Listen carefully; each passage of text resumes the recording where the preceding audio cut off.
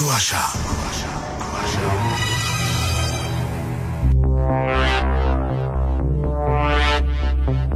Episode 89.2 শুনছেন আপনি। শুরু হয়ে গেছে কুয়াশা, আর কুয়াশায় স্বাগত জানাচ্ছি আমি শারমিন। প্রতিবারের মতো দুটো গল্প রয়েছে। প্রথম গল্পটি এখন শুনবেন, আর দ্বিতীয় গল্পটা আনাই বোধহয় শুনতে হবে, কারণ আজকের গল্পটি বেশ দীর্ঘ, দ্বিতীয় পর্বের গল্পটি। তো যাই হোক, প্রথম গল্পের প্রথম পর্বটি এখন শুনবেন। আজকে প্রথম গল্পের নাম জানাচ্ছি এক ভৌতিক মালগাড়ি আর গার্ড সাহেব। লেখক বিমল কর আর পড়ে শোনাবে সেতু। আসুন তাহলে এক ভৌতিক মালগাড়ি আর গার্ড সাহেবের গল্পটি শুনি। প্রথম পর্ব শুনে সরাসরি চলে যাব দ্বিতীয় পর্বে, তারপর আবারও ফিরছি, সঙ্গেই থাকবেন। সে কি আজকের কথা? 40-45 বছর আগের ঘটনা। আমার তখন কি বা বয়স, বছর 22 হবে। অনেক কষ্টে একটা চাকরি পেয়েছিলাম রেলের, তাও চাকরিটা জুটেছিল যুদ্ধের কল্যাণে। তখন জোর যুদ্ধ চলছে, দ্বিতীয় বিশ্বযুদ্ধ। আমাদের এখানে যুদ্ধ না হোক তোড়জোড়ের অন্ত ছিল না।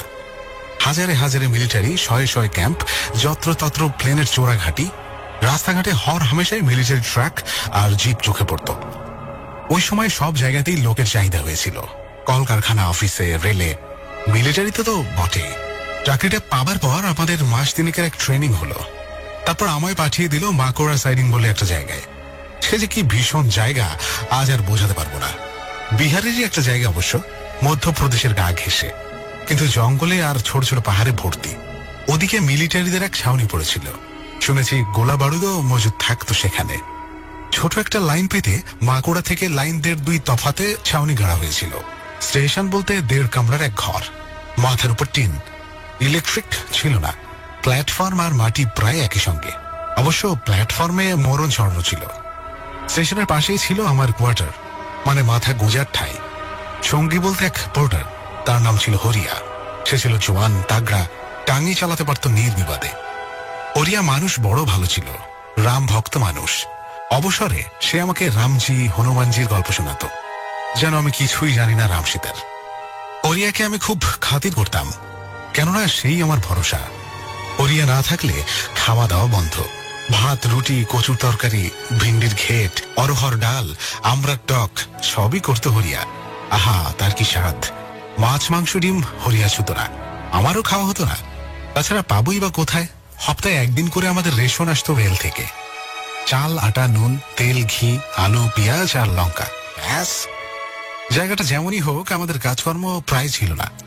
সারাদিনে একটা কি দুটো মালগাড়ি আসতো, এসে স্টেশনে থামতো, তারপর 3-4টে করে ওয়াগন টেনে নিয়ে ছাউনির দিকে চলে যেত। একসঙ্গে পুরো মালগাড়ি টেনে নিয়ে যেত না কখনোই।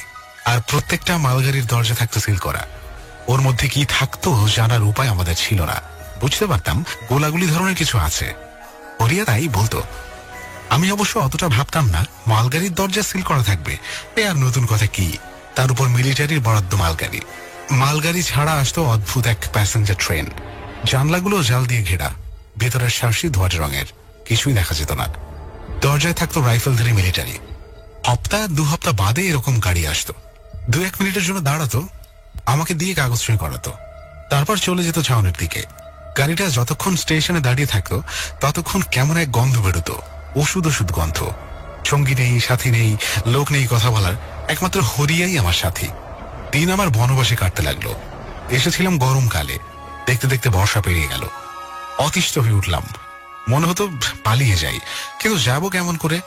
চাকরি পাবার লোভে বন্ড সই করে ফেলেছি, না করলে হয়তো চলতো, কিন্তু সাহস হয়নি।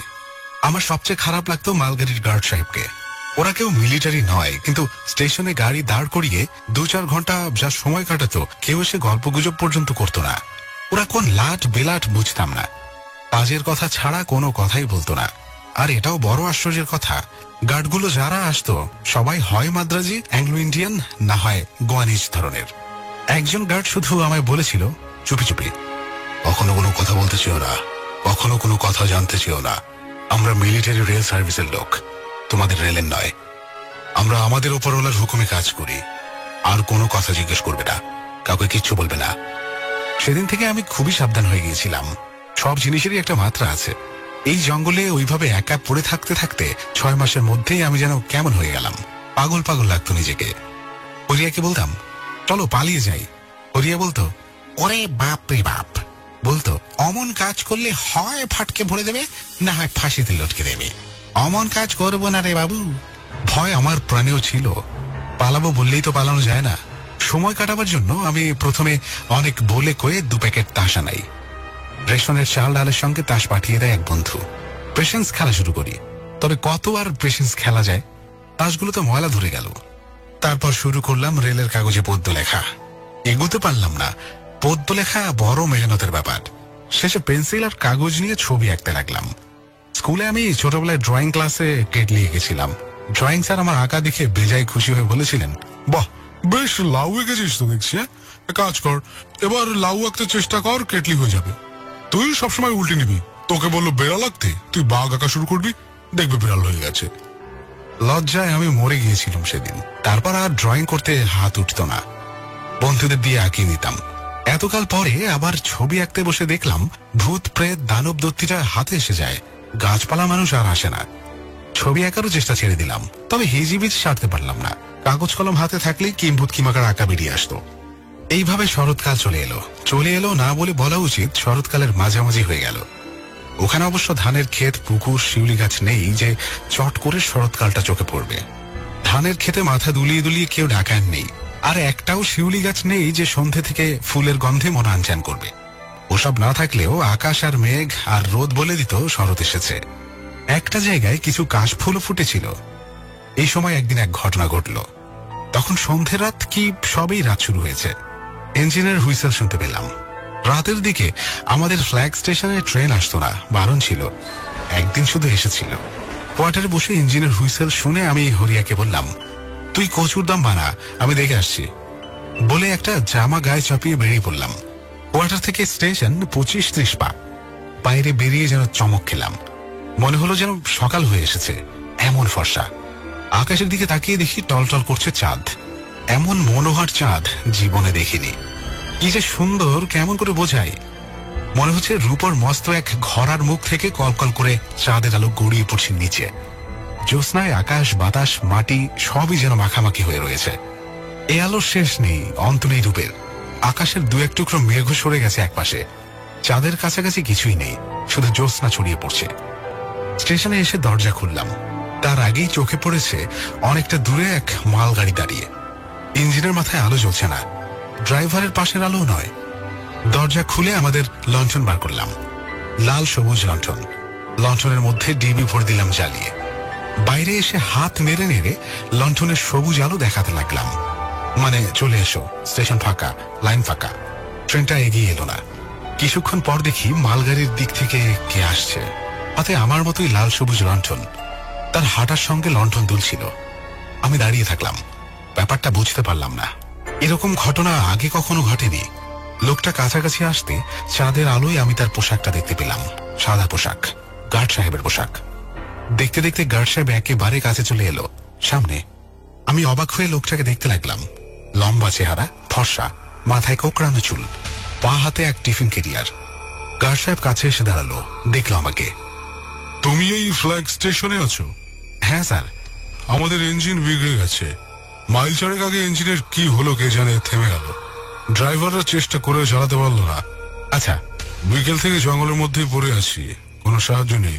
বাবার কোনো আশাও দেখছি না। সন্ধ্যের আগে ইঞ্জিন আবার চলতে শুরু করলো, ধীরে ধীরে চাকা ঘষতে ঘষতে। কোন রকমে এই পর্যন্ত এসেছি, আর এগোনো গেল না। আমি বললাম, তাহলে খবর দিতে হয় স্যার? হ্যাঁ, মেসেজ দিতে হয়। চলো মেসেজ দাও। কুয়াশা, কুয়াশা,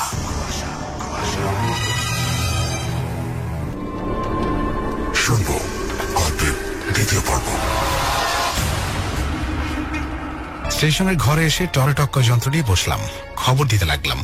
ভাগ্যিস টরেটক্কা যন্ত্রটা ছিল। 3 জায়গায় খবর দিয়ে যখন মাথা তুলেছি, দেখি গার্ড সাহেব চেয়ারে বসে ঝিমোচ্ছে। দিয়েছো খবর? হ্যাঁ স্যার, খবর দিয়েছি। এবার তাহলে খাওয়া দাওয়া যাক। তোমার এখানে নিশ্চয়ই জল আছে? ওই কলসিটাতে আছে। ধন্যবাদ। গার্ড সাহেব উঠে গিয়ে রেল কোম্পানির মগ আর অ্যালুমিনিয়ামের গ্লাসে করে জল নিয়ে বাইরে গেল। লোকটা বাঙালি নয়, অ্যাংলো ইন্ডিয়ানও নয়, ভাঙা ভাঙা ইংরেজিতে কথা বলছিল। কোথাকার লোক আমি বুঝতে পারছিলাম না। তার হিন্দি বুলিও স্পষ্ট নয়। হাত মুখ ধুয়ে এসে লোকটা বলল, আমি বড় হাংরি, আমি খাচ্ছি, তুমি কিছু খাবে? না স্যার, আপনি খান। তুমি একটু খেতে পারো, আমার যথেষ্ট খাবার আছে। থ্যাংক ইউ স্যার, আমার কোয়ার্টার আছে, আমাদের রান্না হয়ে গেছে, আপনি খান, আপনার খিদে পেয়েছে। আগে যদি বলতেন আপনাকে আমার কোয়ার্টারে নিয়ে যেতাম, খাবারগুলো গরম করে নিতে পারতেন। গার্ড সাহেব আমার দিকে চোখ তুলে কেমন করে যেন হাসলো, বলল, তোমার হাতটা বাড়াবে, বাড়াও না। আমি কিছু বলতে না পেরে হাত বাড়ালাম। গার্ড সাহেব টিফিন ক্যারিয়ার থেকে এক টুকরো মাংস তুলে আমার হাতে ফেলে দিল। হাত আমার পুড়ে গেল, যেন মাটিতে ফেলে দিলাম। হাসতে লাগলো গার্ড সাহেব, হাসতে হাসতে খাওয়াটা শুরু করলো। আমি কাগজে হাত মুছতে লাগলাম, হাতে না ফোসকা পড়ে যায় আমার। খেতে খেতে গার্ড সাহেব বলল, তোমার নাম কি ছোকরা? নাম বললাম। এখানে আসো কতদিন তুমি? 6 মাসের কাছাকাছি। ভালো লাগে জায়গাটা? না। তাহলে আসো কেন? কি করব, চাকরি তো স্যার। চাকরি? গার্ড সাহেব খেতে লাগলো। দেখলাম সাহেব খুবই ক্ষুধার্ত। খেতে খেতে সাহেব বললেন, তোমাদের এখানে আজ কোনো ট্রেন এসেছে? না স্যার, আজ কোনো গাড়ি আসেনি। আমি বুঝতে পারছি না যে আমার গাড়িটা কেন এরকম হলো। ভালো গাড়ি, ঠিকই রান করছিল, হঠাৎ কেন থেমে গেল বুঝতে পারছি না। Engine breakdown? কিন্তু কেন? আমরা যখন ওই ছোট নদীটা বেরোচ্ছি, জাস্ট একটা কালভার্টের মতো ব্রিজ, তখন একটু শব্দ শুনলাম, এরোপ্লেন যাওয়ার মতো শব্দ। কিন্তু শব্দটা জোর নয়, ভোমরা উড়ে বেড়ালে যেমন শব্দ হয় সেরকমই। ব্রেক ভ্যান থেকে তাকে দেখলাম, আকাশে কিছু দেখতে পেলাম না। নদীর শব্দ? না না, জলের শব্দ নয়। আশ্চর্যের ব্যাপার কি জানো, 2-1 ফার্লাং আসার পর ইঞ্জিন ভেঙে গেল হঠাৎ, একেবারেই হঠাৎ। আরেকটা ব্যাপার দেখলাম, খুব গরম লাগতে লাগলো। ওই সময়টা গরমের নয়, জায়গাটাও পাহাড়ি, বিকেল ফুরিয়ে আসছে। হঠাৎ অমন গরম কেন লাগবে বলতো? সেই গরম এত বাড়তে লাগলো, মনে হলো গা হাত পা সব পুড়ে যাবে। ড্রাইভাররা পাগলের মতো করতে লাগলো, পুরো গাড়িটাও যেন আগুন হয়ে উঠলো।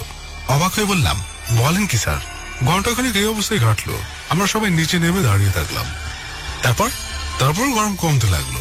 কমতে কমতে প্রায় যখন স্বাভাবিক, তখন দেখি যে ইঞ্জিনটাও কোনো রকমে চলতে শুরু করেছে। এ তো বড় অদ্ভুত ঘটনা, খুবই অদ্ভুত। আরো অদ্ভুত কি জানো, আমরা গাড়ি নিয়ে খানিকটা এগোবার পর কোথা থেকে মাছির ঝাঁক নামতে লাগলো। মাছির ঝাঁক? আমার গলা দিয়ে অদ্ভুত শব্দ বেরোলো। সেই ঝাঁকের কথা বলো না, পঙ্গপাল নামে দেখেছো? তার চেয়েও বেশি। চারিদিকে শুধু মাছি আর মাছি। আমাদের গাড়িও ছুটতে পারছিল না যে মাছির ঝাঁক পেছনে ফেলে পালিয়ে আসবে। অনেক কষ্টে তাদের হাত থেকে রেহাই পেয়েছি। আমি তো ব্রেক ভ্যানের জানলা টানলা বন্ধ করে বসেছিলাম। ড্রাইভাররা মরেছে, জানি না মাছিগুলো ইঞ্জিনে কিছু গোলমাল করে দিয়ে গেল কিনা। তবে আগেও তো ইঞ্জিন খারাপ হয়েছিল। আমি চুপ।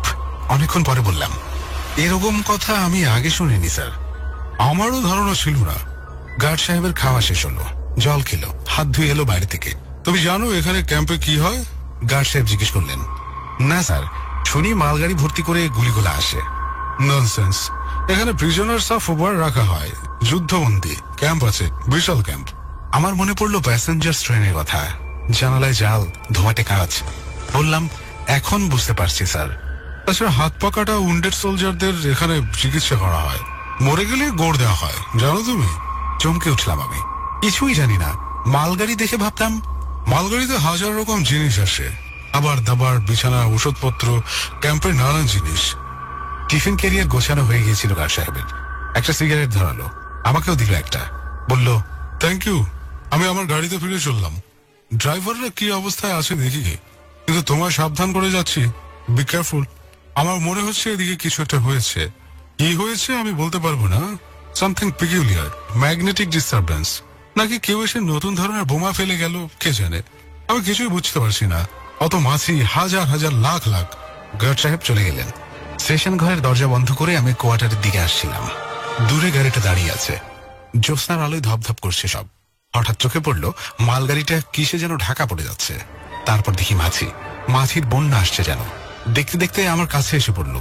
বৃষ্টি পড়ার মতোই মাছি পড়ছিল। ভয়ে ঘেন্নায় আমি ছুটতে শুরু করলাম। ছুটতে ছুটতে এসে নিজের ঘরে ঢুকে দরজা বন্ধ করে দিলাম। মরে যাওয়ার অবস্থা। ঘুম ভাঙলো পরের দিন। হরিয়া ডাকছিল। দরজা খুলে বাইরে আসতে হরিয়া বলল, বাবু জলদি গাড়ি আয়া। স্টেশনে গিয়ে দেখি একটা প্যাসেঞ্জার ট্রেন। সেই জানলায় জাল লাগানো, ধূসর কাচের আড়াল দেওয়া, ওষুধের গন্ধ ছড়াচ্ছে প্ল্যাটফর্মে। গার্ড সাহেব কাগজ সই করাতে এগিয়ে এলো।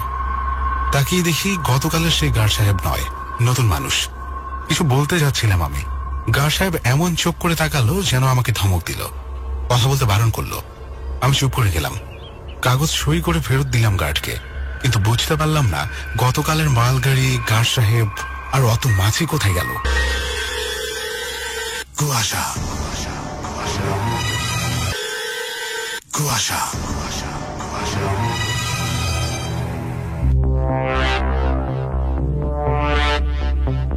এতক্ষণ ধরে শুনলেন আজকের প্রথম গল্পটি, যার নাম ছিল একটি ভৌতিক মালগাড়ি আর গার্ড সাহেব।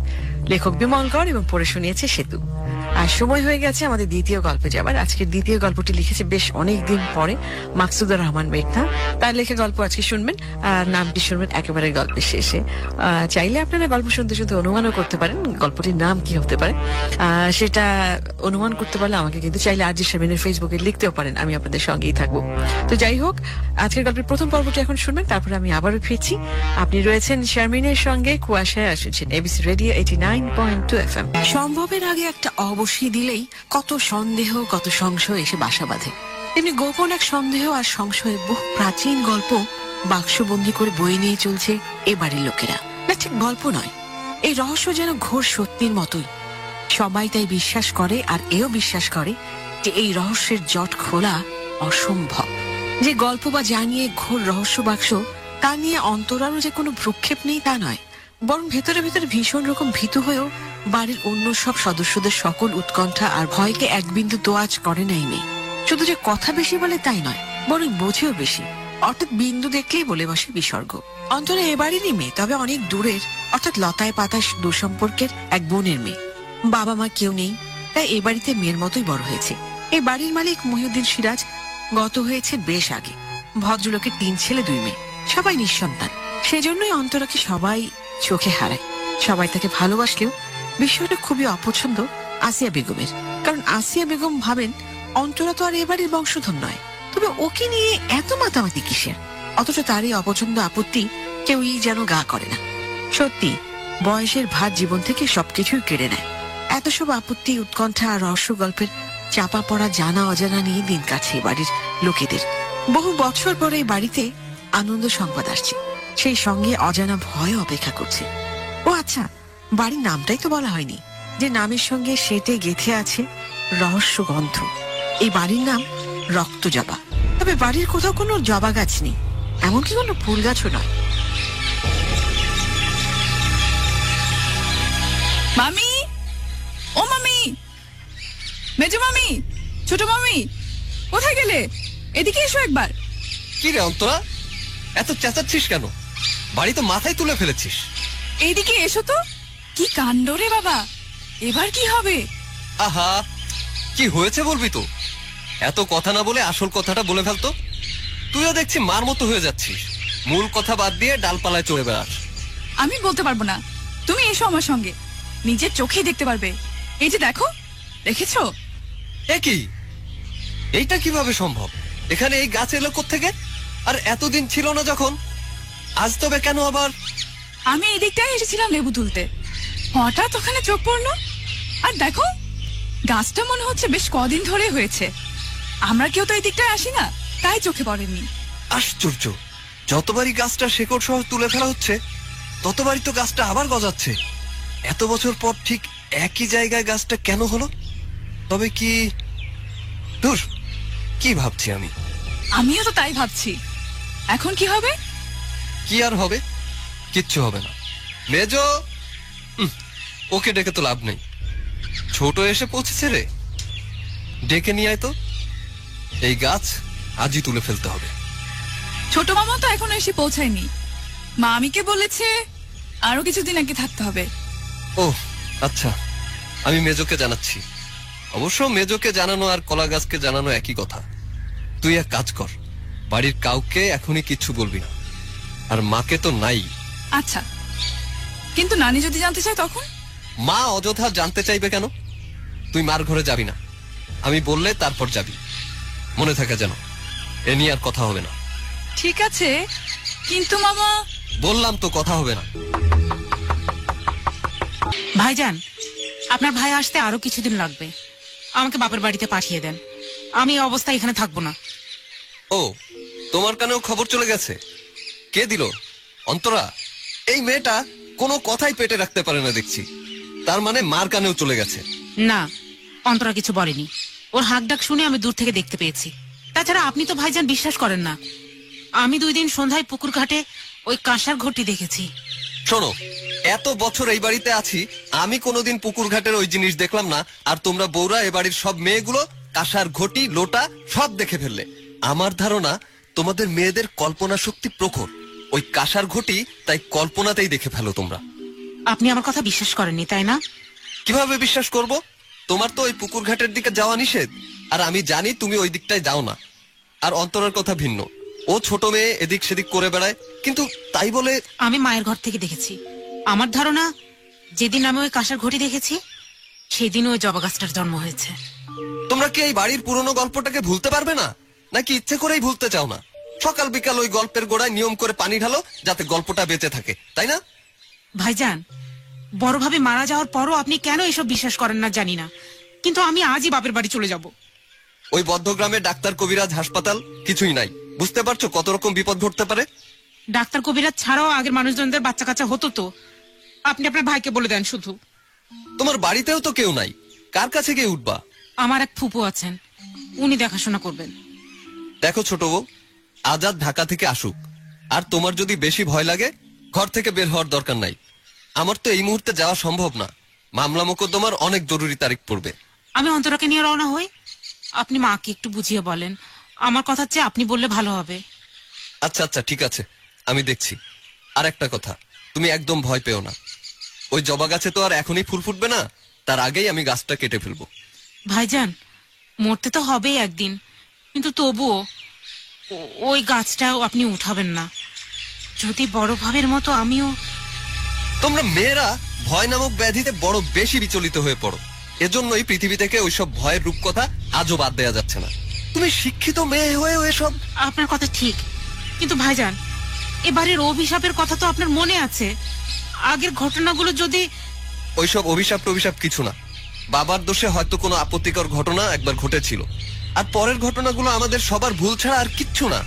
এত বছর পরও কি ওইসব ঘটনা আবার ঘটবে ভাবছো? তোমার কিচ্ছু হবে না, দেখে নিও।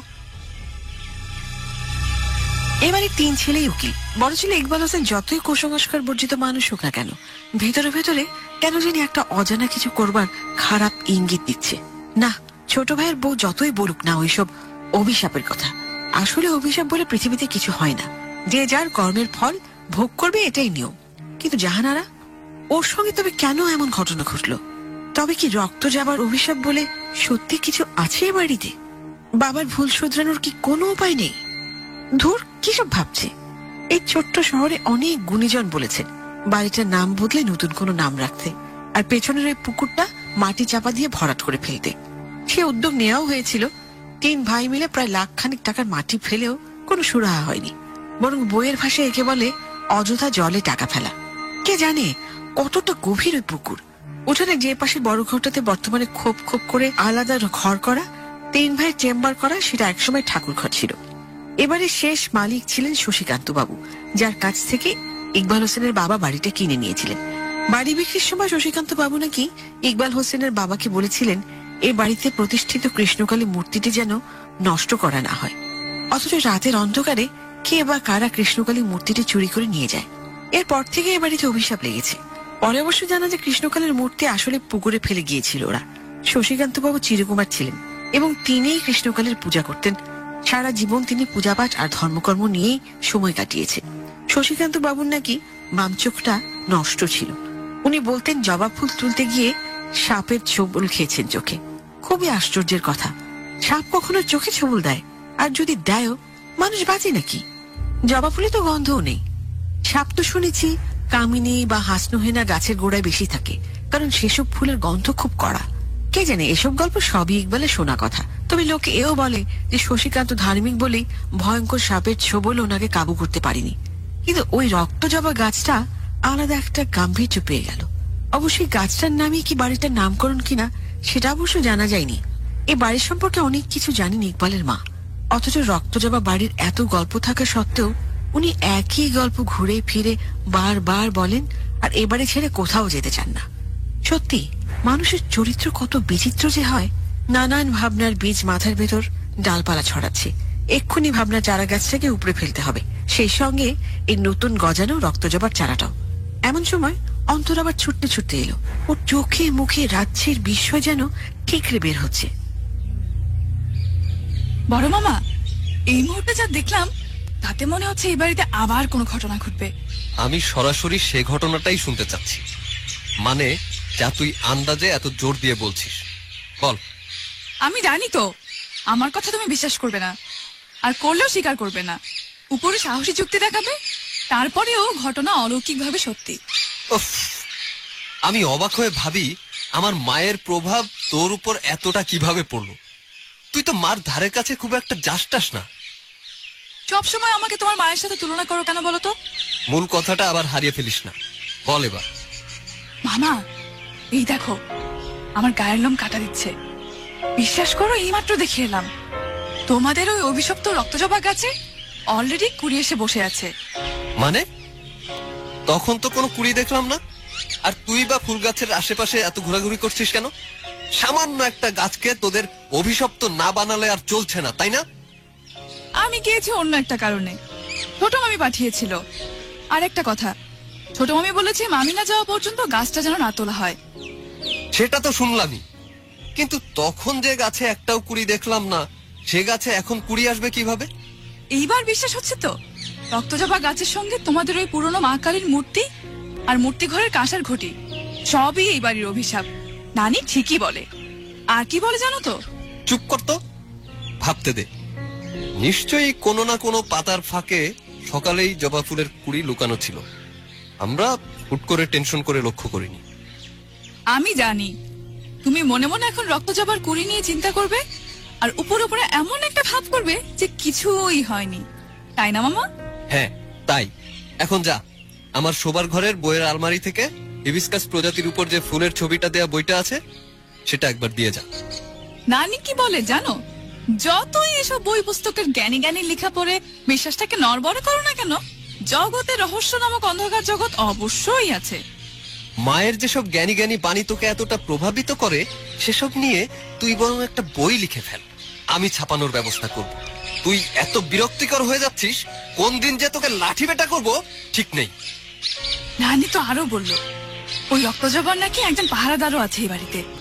সাপ, সাপটা নাকি গত রাতেও নানির ঘরের পাশ দিয়ে গেছে, তখন সরসর শব্দ শুনেছে নানি। ভাগ্যিস তুই ওই পাহারাদার সাপের শব্দ শুনিসনি।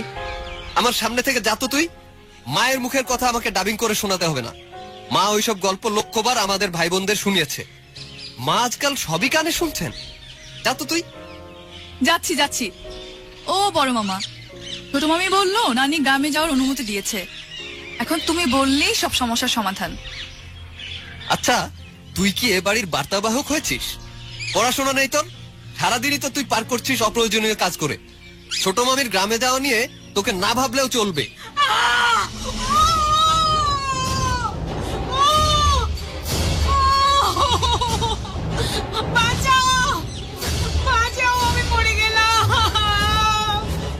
কি হয়েছে ঝর্ণা? ছোট মামি, তুমি এমন করছো কেন? কি হয়েছে? ভাবেছো? ভাইজান, ভাইজান, আমাকে মনে হয় সাপে কেটেছে। মানে কি বলছো এসব? কিভাবে? আর এখানে সাপ আসবে কোত্থেকে? হ্যাঁ, কই, কোথায়? কি উল্টা পাল্টা বকছো? কোথায় সাপে কেটেছে দেখি? এই অন্তরা, এক্ষুনি চল, হাসপাতালে যেতে হবে। কই, কোন জায়গায় সাপে কামড় দিল দেখি? জায়গাটা শক্ত করে আগে বাঁধতে হবে। আরে তাড়াতাড়ি দড়ি টড়ি কিছু নিয়ে আয়। আমার পেটের বাচ্চার কোনো ক্ষতি হবে না তো ভাইজান?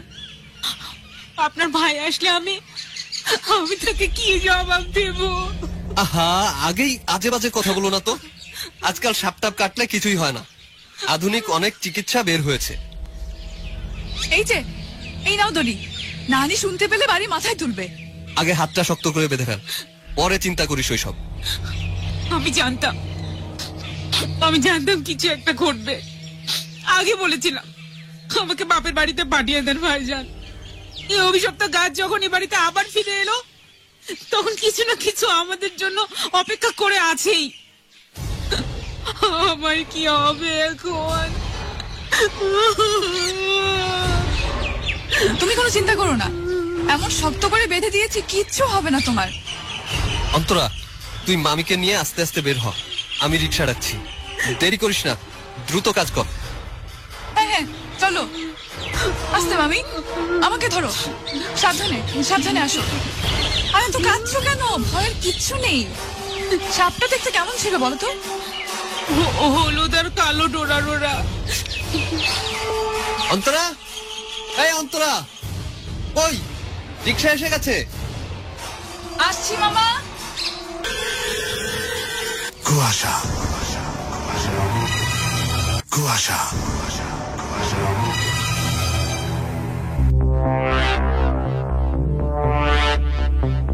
এতক্ষণ ধরে শুনলেন আজকের গল্পের প্রথম পর্ব। আজকের গল্পের প্রথম পর্বে আমরা যেটা দেখলাম সেটা হচ্ছে রক্ত জবা নামে একটি বাড়ি। সে বাড়িটি অভিশপ্ত নাকি সেটা আমরা জানি না। ভীষণ রকমের রহস্য রয়েছে সেই বাড়ি নিয়ে। পুরোনো দিনের এক বাড়ি, যে বাড়ির আসল মালিক ছিলেন শশীকান্ত বাবু। তার কাছ থেকেই মাইনুদ্দিন সিরাজ নামে একজন কিনে নেয় এই বাড়ি, এবং তার বংশধরেরা এই বাড়িতে বসবাস করতে থাকেন এবং ঘটতে থাকে একের পর এক কাহিনী, একের পর এক ঘটনা। আচ্ছা, আমি কথা না বলে চলে যাচ্ছি দ্বিতীয় পর্বে। দ্বিতীয় পর্বের পর ফেরার পর হয়তো কথা বলবার সুযোগই থাকবে না। আসুন তাহলে দ্বিতীয় পর্ব শুনি, তারপরে আবারও ফিরে আসছি। সঙ্গেই থাকবেন। আপনি শুনছেন কুয়াশা, এবিসি রেডিও 9.2 FM এর সঙ্গে রয়েছে শারমিন। ভয় তো আসলে বনে নয়, মনে। গতকাল নুরু মিয়া এক গাদা শিং মাছ নিয়ে এসেছিল। সেগুলো রান্নাঘরের বালতিতে জিয়ে রাখা হয়েছে। পানি বদলে দিলে জিওল মাছ বেশ কয়েকদিন বেঁচে থাকে। কোনো দরকার ছিল না ছোট বউয়ের সেই মাছের পানি বদলে দেয়া। মেজ বউ শিং মাছ কখনো ধরে না, তার নাকি মাছের নড়াচড়া দেখলেই গা ঘিনঘিন করে। নুরুর মাকে বললে তিনিই করতেন। ব্যাস, ঘটনা এইটুকুই। কিভাবে যেন জিওল মাছের বালতিতে একটা ছোট ঢোড়া সাপ এসে জুটেছে। হঠাৎ দেখতে পেয়ে হাতের উপর মাছ ছেড়ে দিয়েছে ঝর্ণা। হয়তো শিং মাছের কাটার আঘাতে সাপের কামড় ভেবে বিকট চিৎকার করেছে। এছাড়া ঢোড়া সাপে বিষ নেই। ঢোড়া সাপ কামড়ালে সামান্য জ্বালা পোড়া হয়তো হয়, কিন্তু তেমন ক্ষতি হয় না। হাসপাতালে ডাক্তার বললেন কোনো সমস্যা নেই, সাপ কাটার ক্ষতও নয় এটা। যেহেতু ঝর্ণা অন্তঃসত্ত্বা, তাই তাকে কোনো ইনজেকশন দেওয়া হয়নি। এবারের এত হইচই চিৎকার চট করে আসিয়া বেগমের কানে যায় না, কারণ ওনার ঘরটা মূল বাড়ি থেকে আলাদা আর খানিকটা দূরে। তবে আসিয়া বেগমের ঘরে জানালা দিয়ে ওই রক্তজবা গাছ, পুকুর ঘাট সব স্পষ্ট দেখা যায়। সেই জন্যই আসিয়া বেগম উত্তরের জানালা খোলেন না। অবশ্য বয়স্ক আসিয়া বেগম স্বীকার না করলেও তিনি যে এখন আর কানে শোনেন না এটা সবাই জানে। বাড়ির যা কিছু ঘটনা অঘটন সব অন্তরাই আগ বাড়িয়ে বলে আসে। রক্তজবা বাড়ির সব কটা ঘরই টিনের, শুধু আসিয়া বেগমের ঘরটা লাল ইটের আর ছাদটা টালির। সবার ধারণা লাল ইটের ওই ঘরটাই আসলে মূল ঠাকুর ঘর ছিল হয়তো। এবারে ডিজাইন মোটেও সুন্দর নয়, কেমন যেন জবর জঙ্গল টাইপ।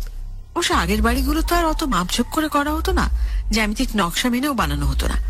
তবে যারা সত্যি বিলাসী ছিলেন তাদের কথা আলাদা। সে যাক, আসিয়া বেগম সাপে কাটার ঘটনাটা শুনলেন এবং আতঙ্কে হিম হয়ে গেলেন। তার ধারণা রক্তজবা গাছের যে পাহারাদার, সেই সাপের কোনো ইঙ্গিত এটা, যাতে গাছটা নিয়ে কেউ বাড়াবাড়ি না করে। এদিকে জবা গাছের কুড়ি আসাটাও তো আরো ভয়ঙ্কর ব্যাপার। ঝর্ণা অর্থাৎ ছোট বউকে বাপের বাড়ি পাঠিয়ে দেওয়া হলো, কিন্তু ওই যে বলে কপালের লিখন না যায় খণ্ডন। যে ফুপুর ভরসায় ছোট বউ গ্রামে গেল, তিনি হঠাৎ করে মারা গেলেন। কাজে বাধ্য হয়ে ঝর্ণা আর অন্তরে ফিরে এলো সেই অভিশপ্ত রক্তজবা বাড়িতে। তবে এবার অন্য সিদ্ধান্ত হলো, ঝর্ণাকে হাসপাতালে ভর্তি করিয়ে দেয়া হবে আগে থেকেই। আয় অন্তরা, অন্তরা, আই চেম্বারে ভাইজানকে দেখেছিস? এসেছে কোর্ট থেকে? এসেছে, কিন্তু চেম্বার ভর্তি লোকজন, খুব ক্যাচম্যাচ শোনা যাচ্ছে। কেন আমি?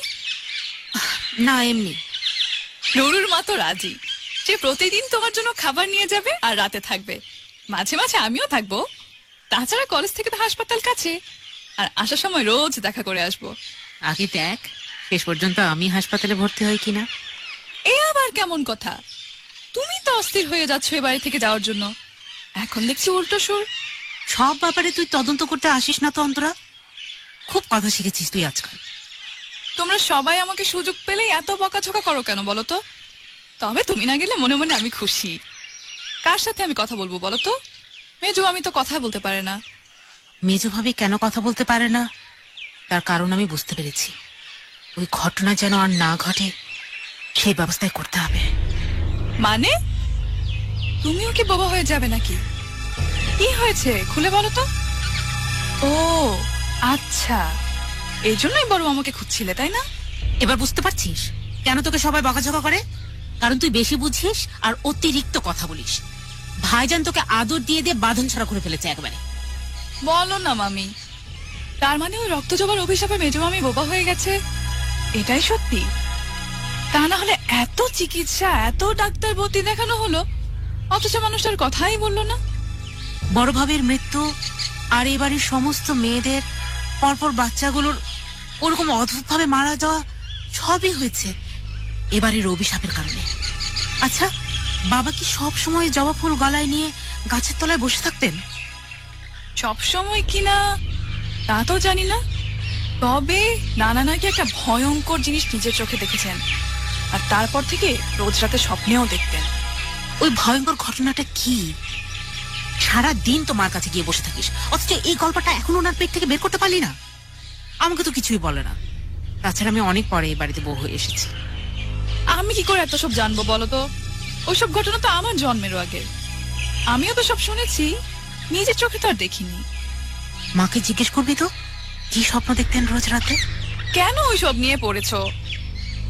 আচ্ছা, তুমিও কি ভয়ঙ্কর কোনো স্বপ্ন দেখছো নাকি? না,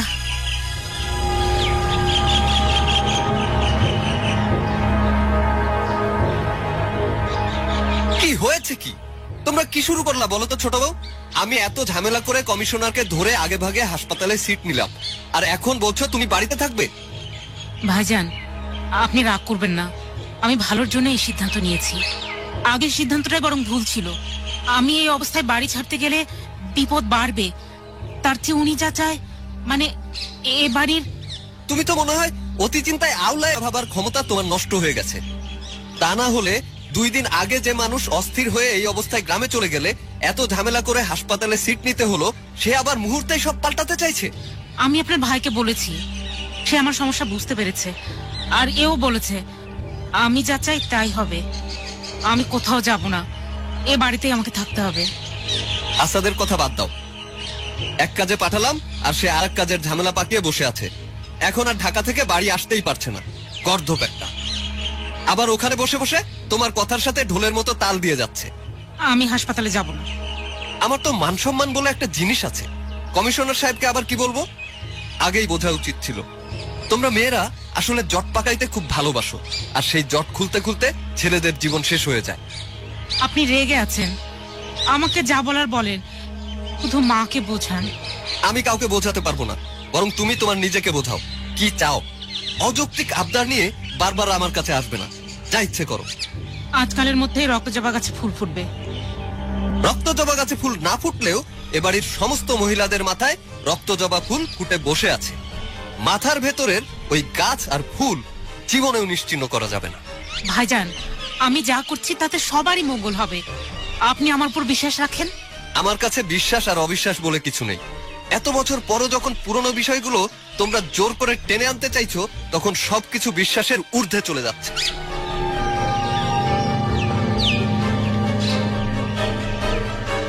কি যে ঘটছে এই বাড়িতে তা বোঝার চেষ্টা ছেড়ে দিয়েছি ইকবাল। যার যা ইচ্ছে করুক, আর নয়, আর ভালো লাগছে না। কেন যে আসাদের বউ এক একবার এক এক কথা বলছে কে জানে। অবশ্য এত বছর পর প্রথমবার যা হচ্ছে এটাই একটা কারণ। মেয়েরা প্রথমবার মা হলে তাদের মধ্যে নানা ধরনের অজানা উদ্বেগ বাসা বাঁধে। কেন জানি আজ ইকবালের বারবার তার স্ত্রী জাহানারার কথা মনে পড়ছে। হঠাৎ একদিন জাহানারা ইকবালকে মাঝরাতে বলেছিল, আমার পেটে ছেলে সন্তান, এই সন্তানকে বাঁচাতে হলে আমি যেসব স্বপ্ন দেখেছি সে সব মানতে হবে।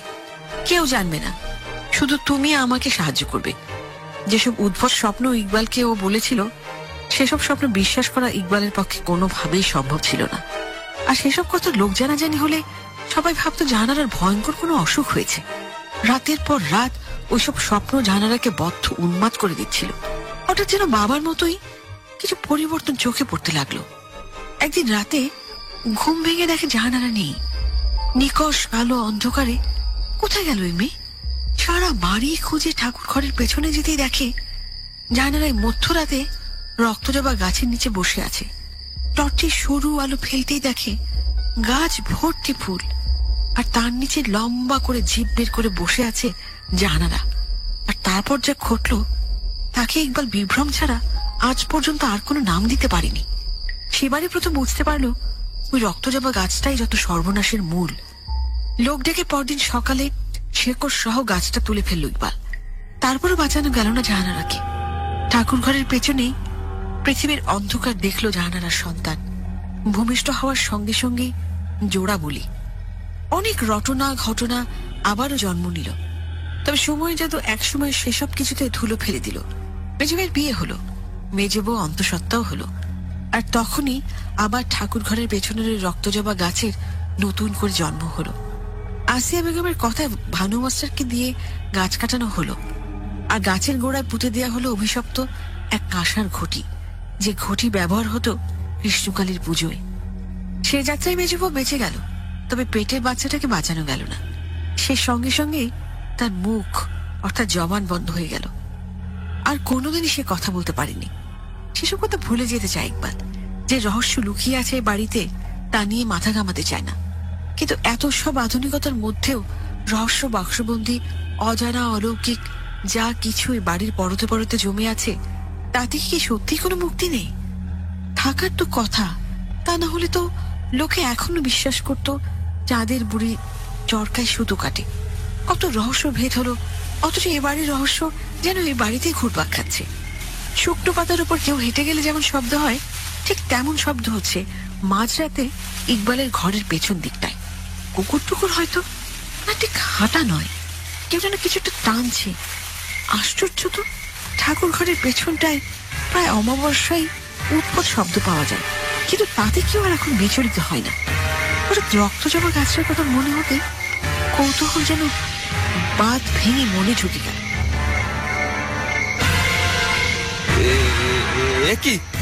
কি করছো তুমি এত রাতে এখানে? যে কাজ এবারের কেউ আগে করেনি সেই কাজটাই করছি। আপনি যান এখান থেকে।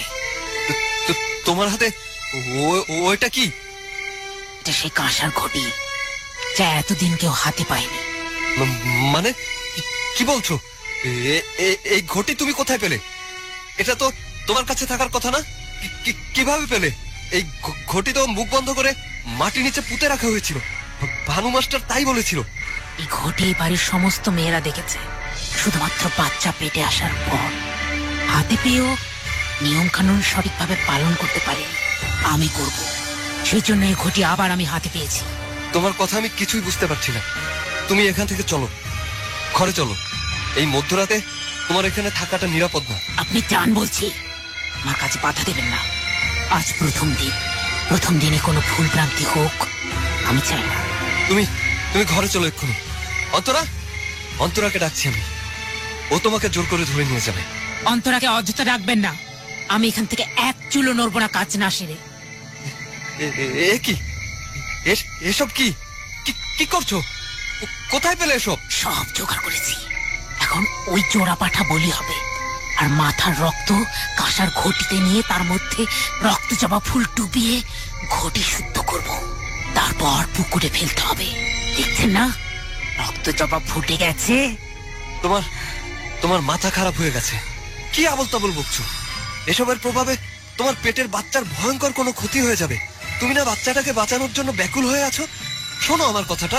এবারের কোনো বংশধরই তো বাঁচেনি, ওদের বাঁচানোর চেষ্টাও আপনি করেননি, আমি জানি। কারণ আপনি চান না এই বাড়িতে কোনো সন্তান আসুক। কি বলছো এসব বাজে কথা? বাজে কথা নয়, মেজ বউয়ের সন্তান আপনার জন্য মরেছে। কারণ মেজ বউয়ের কাছ থেকে কৌশলে ওই কাঁসার ঘটি আপনি ভানু মাস্টারকে দিয়ে কেড়ে নিয়েছেন। মন্ত্র বলে ঘটি চিরদিনের জন্য পুঁতে দিয়েছিলেন, তাই না? কিন্তু কৃষ্ণকালী আমাকে আপনার হাত থেকে বাঁচাবে আর সন্তানকেও বাঁচাবে। তুমি অসুস্থ হয়ে গেছো, তাই এসব কথা বলছো। আমি জানি, সবটা জানি। নিজের বউ বাচ্চাকে মরতে হলো, তবুও কোনো থানা পুলিশ হয়নি, কারণ সব হত্যাকাণ্ডে আপনার হাত আছে।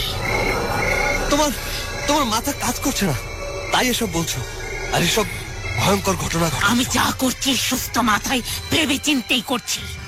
আর দেখছেন তো কাঁসার ঘটি আমার হাতে এলো কিভাবে? অনেক হয়েছে, চলো এখান থেকে। ছেড়ে দেন আমার হাত, ছেড়ে দেন। আমাকে অপবিত্র করবেন না, জানে মেরে ফেলবো। ছাড়, ছাড়।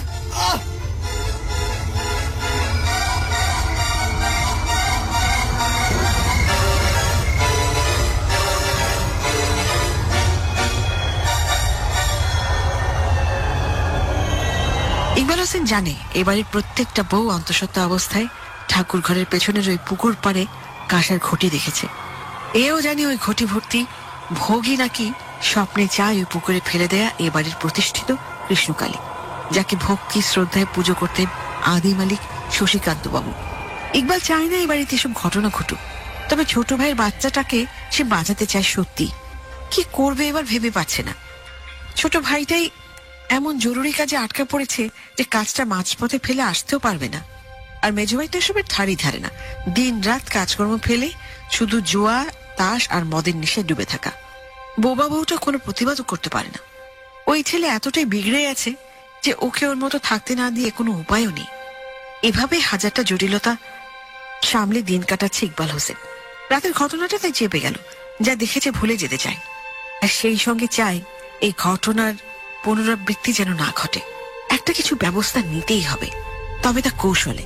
আর এদিকে ছোট বউ সেই যে ঘরের দরজা বন্ধ করেছে আর খোলেনি, এমনকি কারোর সঙ্গে কথাও বলেনি। অন্তরা অনেক ডাকাডাকি করে শেষ পর্যন্ত বড় মামাকে জানালো। ইকবাল তখনই মনে মনে যেন সমস্যার সমাধান পেয়ে গেল। সবাই শুয়ে পড়তেই ছোট বউয়ের ঘরের দরজার বাইরে থেকে তালা দিয়ে দিল। ব্যাস, গভীর রাতে নিশ্চিত ঘুমের ব্যাঘাত ঘটল আবার সেই পায়ের আওয়াজ শুনে। মানে কি, আজ আবার ঠাকুর ঘরের পেছনে কে হাঁটছে? ছোট বউ তো বেরোতে পারবে না। গায়ের চাদরটা গলা পর্যন্ত টেনে আবার ঘুমানোর প্রস্তুতি নিল ইকবাল। কিন্তু এ কি, কে ঘুমাচ্ছে? কারো নিচু গলার শব্দ শোনা যাচ্ছে না। তবে কি রাতের অন্ধকারে ভুল ভাবছে তার শঙ্কিত মন? না, মনের সন্দেহটা দূর করতেই হবে এক্ষুনি। টর্চ হাতে ছোট বউয়ের ঘরের সামনে এসে দেখে তালাটা খোলা। এ কি, কে খুললো ওই তালা? চাবি তো ইকবালের কাছে। তাহলে চাবিটা কে নিল? তালাটা কে খুললো? এক মুহূর্ত দেরি না করে ঠাকুর ঘরের পেছনে চলে এলো ইকবাল। আর অন্ধকারের বুক চিরে টর্চের আলোতে দু চোখে যা দেখলো, আজও কাঁসার ঘটিতে রক্ত নিচ্ছে ছোট বউ। তাজা রক্ত নাকি অন্য কিছুতে চোখ আটকালো ইকবালের। এটাকে নুরু মিয়া না? কি করছো ছোট বউ? দেখছিস তো, নুরুকে বলে দিলাম এবার ওর রক্ত দিয়েই আজ রাতের ভোগ দেব। তুমি তুমি উন্মাদ হয়ে গেছো। এভাবে কথা বলছো কেন? কে তুমি? তুমি তুমি তো ঝর্ণা নও। আমি আমি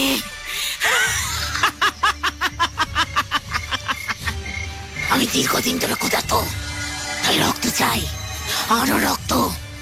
তুই কি চাস এই বংশ নির্বংশ হোক? তুমি তুমি চলো এখান থেকে। ছোট বউ, তুমি চলো। তুমি ভুলে যাচ্ছ তোমার এইসব ভয়ঙ্কর কাণ্ডের প্রভাব তোমার পেটের বাচ্চার উপর পড়বে। শুনবো, সব কথা শুনবো। তুই বল, প্রতি অমাবস্যায় মানুষের তাজা রক্ত আমার ভোগ দিবি? কি বলছো এইসব? ছাড়ো এইসব। ওফ, এত বড় তা তুমি কোথায় পেলে? শুনতে পাচ্ছ? ছোট বউ, ঘরে চলো। ছাড় আমারে, ধরবি না, কাছে আসবি না। আমি অপবিত্র হয়ে যাব। অপবিত্র অবস্থায় মা ভোগ গ্রহণ করবে না।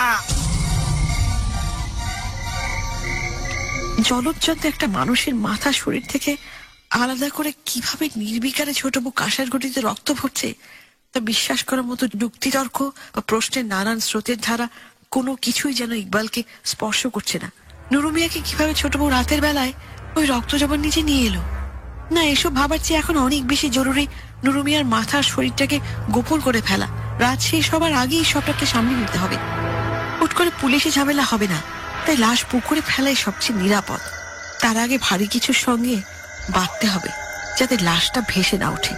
ঠাকুর ঘরের পেছন দিকটায় কেউ যায় না বলে রক্ষা, তবে অন্তরাকে নিয়ে বিশ্বাস নেই। তাই ছোট বউ ঘরে চলে আসার পর রক্তজবা গাছটার নিচে পুকুর থেকে অনেকক্ষণ পানি ঢাললো ইকবাল, যাতে রক্তের কোনো চিহ্ন না থাকে। ভোরের দিকে ইকবাল হোসেনের শরীর কখন যে ক্লান্তিতে ঘুমের রাজ্যে তলিয়ে গেল কে জানে। বড় মামা, ও বড় মামা, কি হলো? এত বেলা করে ঘুমাচ্ছ যে? শরীর টরীর খারাপ হলো নাকি আবার সবার একসঙ্গে? মামা, দাঁড়া, বলছি।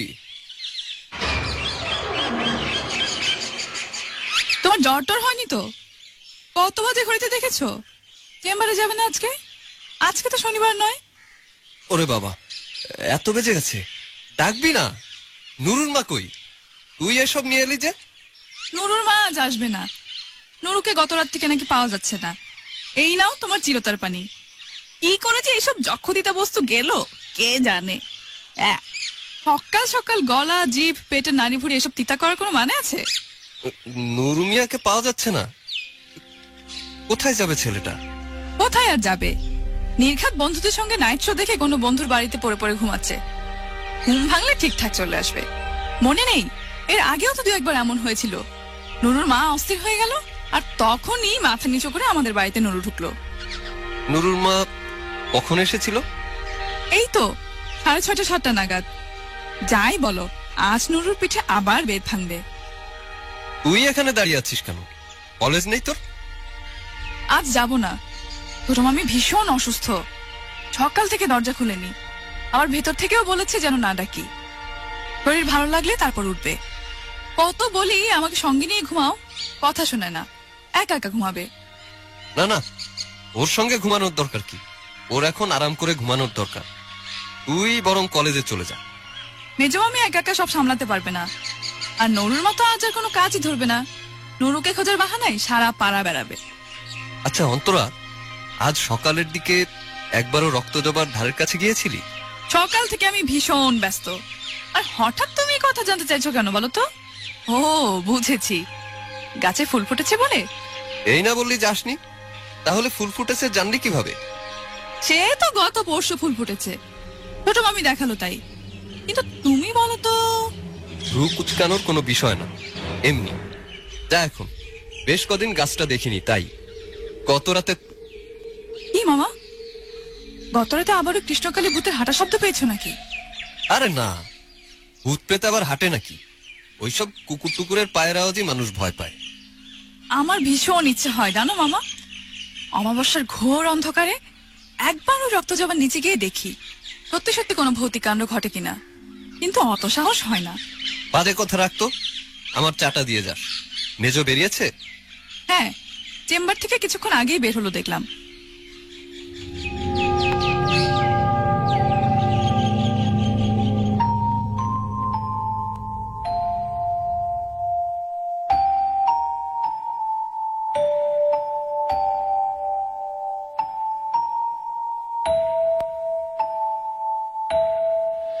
এ কি, তুমি চেম্বারে এসেছো কেন? আমাকে খবর পাঠালেই তো আমি আসতাম। তুমি ভেতর ঘরে যাও, আমি আসছি। আপনি এখনই বাড়িতে আসেন, কথা আছে। চলো। কি ব্যাপার বলো তো? তুমি কি বুঝতে পারছো কি করেছো তুমি? গত রাতের ঘটনাটা যদি অনাক্ষরেও জানাজানি হয়, কি অবস্থা হবে তোমার? আমি কি করেছি, কেন করেছি সেসব আপনি জানেন। এছাড়া আমার কাছে আর কোনো উপায় নেই। আপনি যেভাবে পারেন নুরুর মাকে আটকান, কারণ নুরুকে নিয়ে বেশি হইচই হলে আমি এই 7 দিনের কাজ শেষ করতে পারবো না। ছোট বউ, তুমি এসব পাগলামি বন্ধ করো। আমাদের সবাইকে খুনের দায়ে কোমরে পুলিশের দড়ি পড়তে হবে বলে দিলাম। থানা, পুলিশ, আইন, আদালত তোমার ওইসব স্বপ্নে পাওয়া নিয়ম বা ভণ্ডামির ধার ধারে না। বাড়িতে 3-3টা উকিল থাকতে সে চিন্তা আমার নেই। তবে এসব বন্ধ করা এখন আর সম্ভব নয়। 7টা বলি আমাকে দিতেই হবে। এই অমাবস্যাতে এই ভোগ আমি সম্পন্ন করব, কারণ আমার সন্তানকে আমি জীবিত দেখতে চাই।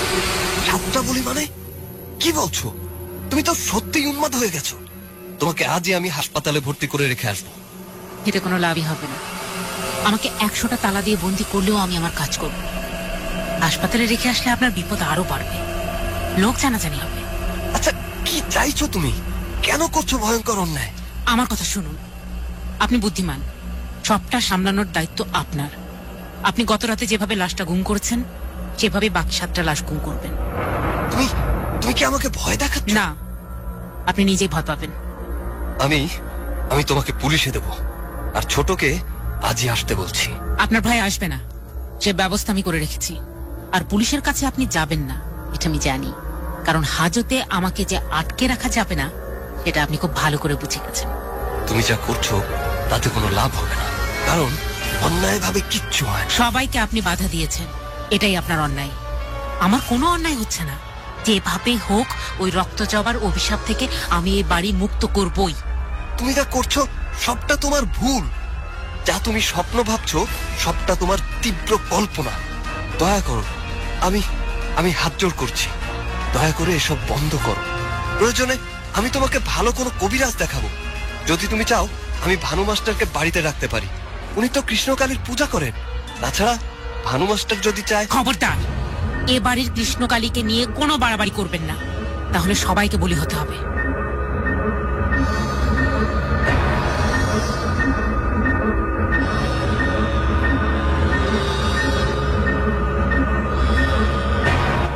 প্রতিদিন স্বাভাবিক নিয়মেই সূর্য উদয় অস্ত যাচ্ছে, কিন্তু সবকিছুর মধ্যেও অজানা এক ভয়ঙ্কর অস্বাভাবিকতা ইকবাল হোসেনের মনে নদীর ভাঙনের মতো অবাধে সমস্ত স্বস্তি গিলে খাচ্ছে। এই তাণ্ডব কিভাবে বন্ধ হবে তা জানে না ইকবাল, শুধু জানে ফুলে ফুলে ভরা রক্ত যাবার প্রাণ জেগেছে, আর তাই পুরনো অভিশপ্ত গল্পগুলো এক এক করে নতুন হয়ে জাগ্রত হচ্ছে। নিজেকে ভীষণ অসহায় লাগছে, তার চেয়ে বেশি অসহায় লাগছে ছোট বউকে দেখে। তার মানে এতদিন মনের করে যে বিশ্বাসটা ধরে রেখেছিল তা সত্যি নয়, আসলে কখনো কখনো অশরীরই কোনো কোনো শরীরের মধ্যে বাসা বাঁধে।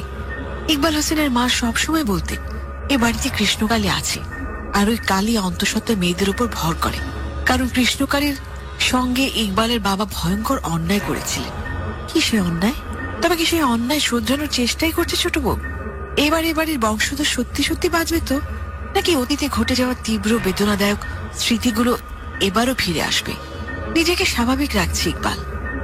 ভানু মাস্টারের সঙ্গে কথা বলতে হবে, কিন্তু খুনের ব্যাপারটা যদি বুঝে ফেলে। আচ্ছা, ছোট বউকে থামানোর আর কি কোনো উপায় নেই? 7 দিন কি অপেক্ষা করবে? কি ভাবছে মন, কি ভাবছে এসব? এ তো ঘোর অন্যায়, আর কত অন্যায় এবারের অন্দরমহলে চাপা পড়বে কে জানে। এত কিছুর পরও কি বাবার ভুলের শাস্তি শেষ হয়নি? নাকি অশরীরী খেলা আজন্ম চলবে এই রক্ত জবা বাড়িতে? এ থেকে মুক্তির একমাত্র উপায় কি তবে শুধুমাত্র শশীকান্ত বাবু জানতেন?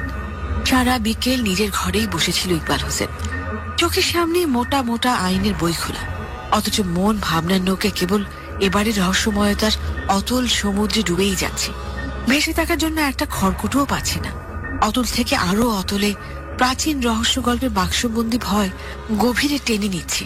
এদিকে সন্ধ্যা হব হব করছে, মাথাটা কেমন ভোতা হয়ে আছে। অন্তরাটা এলে এক কাপ চা অন্তত পাওয়া যেত। বইপত্র সামনে দেখে হয়তো তাকে কেউ বিরক্ত করতে যাচ্ছে না। বড় মামা, বড় মামা। কি হয়েছে? তুই এভাবে কথা বলছিস কেন? আজ সারাদিন ছোট মামি ঘর থেকে বের হয়নি, সন্ধ্যা হয়ে যাচ্ছে বলে আমি মামির ঘরে গেছি, দেখলাম দরজা জানালা সব ভেতর থেকে বন্ধ। কে বললো বের হয়নি? আমার চেম্বারে এসেছিল তো, তুই রান্নাঘরে ছিলি তাই দেখিসনি। কেন, কি হয়েছে? তুই আবার ওকে ডাকাডাকি করতে গিয়েছিস কেন? না মানে নানি জিজ্ঞেস করছিল আমি খেয়েছি কিনা, তাই দুপুরে ভেতর থেকেই বললো কিছু খাবে না, না খেলে শরীর আরো খারাপ করবে, তাই আমি। বিস্কিট, চানাচুর, ফল, হাবিজাবি অনেক খাবারই তোর ঘরে থাকে, হয়তো খেয়ে নিয়েছে। বলেছে যখন, তখন তুই বা বারবার দরজা ধাক্কাতে যাস কেন? বড় মামা, ছোট মামির জানালার পাশের টিনে একটা ফুটো আছে, আমি ওদিক দিয়ে চোখ দিতেই দেখলাম ছোট মামি নুরুর বন্ধু যতীন আছে না, ওকে ঘরে বেঁধে রেখেছে। মানে কি বাজে বকছিস? যতীনকে ছোট বউ বাঁধবে কেন? আর যতীন ছোট বউয়ের ঘরে আসবেই বা কেন? আসলে ওকে দেখতে পেতাম না? আমি না হয় ঘরে ছিলাম, তুই তো দেখতি। বড় মামা, আমার কেমন যেন ভয় ভয় লাগছে। ছোট মামির চোখ লাল টকটকে, আর যতীনের মুখে এক গাদা জবা ফুল গুঁজে রেখেছে। যতীন তো মরে যাবে মামা। অন্তরা, তুই ভুল দেখেছিস। আমি ভুল দেখিনি, তুমি জোর করে আমাকে ভুল ভাবতে বলছো। তুমি আমার সঙ্গে চলো, দেখবে চলো। এখন যা তো তুই, আমি দেখছি। আমি বুঝতে পারছি মামা তুমি কি ভাবছো। আমার ধারণা নুরু মিয়াকেও ছোট মামি কিছু একটা করেছে। তোকে আমি 1000 বার বলেছি সবকিছুতে বেশি বুঝবি না, বেশি জানতেও চাইবি না। তুই এত বেশি কথা বলাটা বন্ধ কর তোরা, এতে তোর মঙ্গল হবে। আমি আর কথা বলবো না মামা, কিন্তু তুমি একটা কিছু করো, ভয়ঙ্কর কিছু ঘটার আগেই মামিকে বাঁচাও। তুই এখন যা তো, আমি একা থাকবো কিছুক্ষণ। আর শোন, এই কথাটা যেন কেউ জানতে না পারে, বোঝা গেছে? আমি সত্যিই কাউকে কিছু বলবো না। তুমি যতীনকে ওই ঘর থেকে বের করার ব্যবস্থা করো প্লিজ।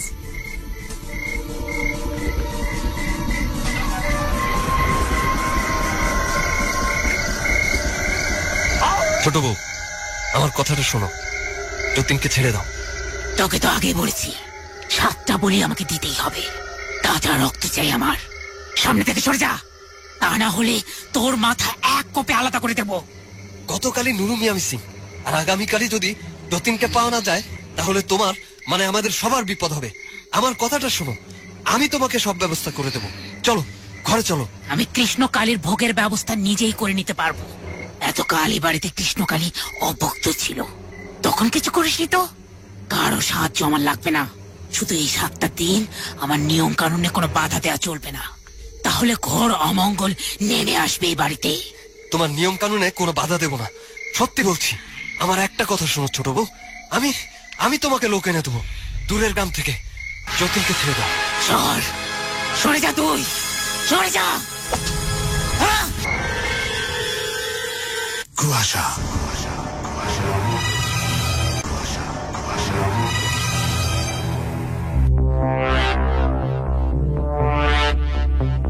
এতক্ষণ ধরে শুনলেন গল্পের দ্বিতীয় পর্ব।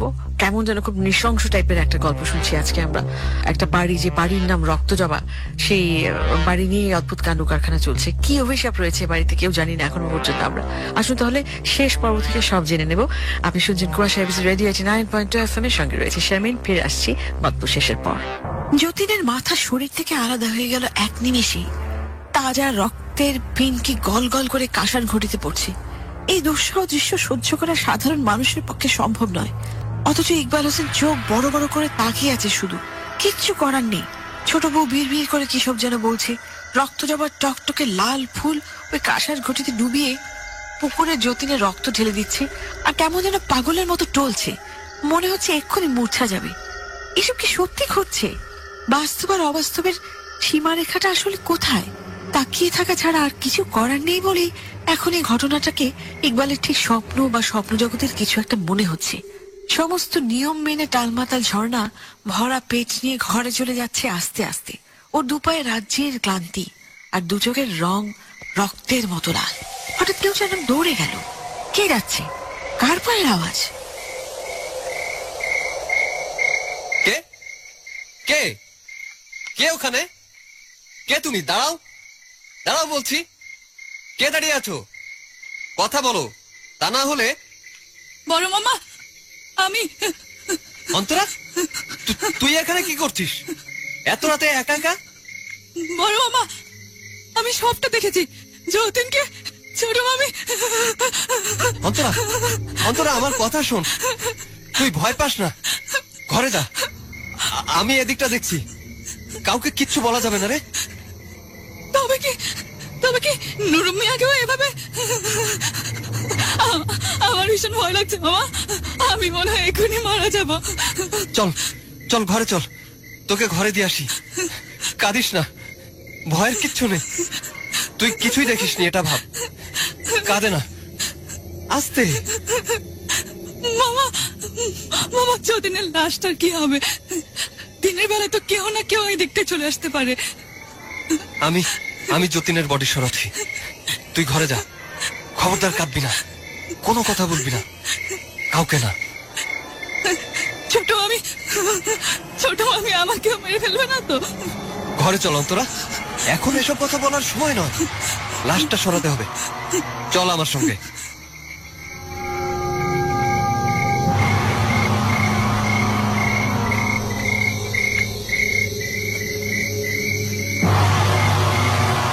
যতীনের রক্তাক্ত শরীর আর কাটা মাথা আবার ওই পুকুরে ফেলা হলো একইভাবে। কেউ জানলো না, দেখলো না পর্যন্ত। তবে অন্তরা ভীষণ অসুস্থ হয়ে পড়ল। ঘরে রেখে আসার পর অন্তরা এক ফোঁটা ঘুমোতে পারেনি। প্রচন্ড ভয়ে মেয়েটা সারা শরীর অবশ হয়ে গেছে, সেই সঙ্গে ধুম জ্বর। জ্বরটা যেন সারছেই না। এই বেলা নেই তো ওই বেলা আবার আকাশ পাতাল জ্বর। এদিকে ছোট বউ আজকাল ঘর থেকে একদমই বের হয় না। নুরুর মা খুব ঘ্যান ঘ্যান করে দরজা ধাক্কায় আর বলে, ভরা পোয়াতে এখন তখন অবস্থা, কখন ব্যথা উঠে যাবে একলা ঘরে কে জানে।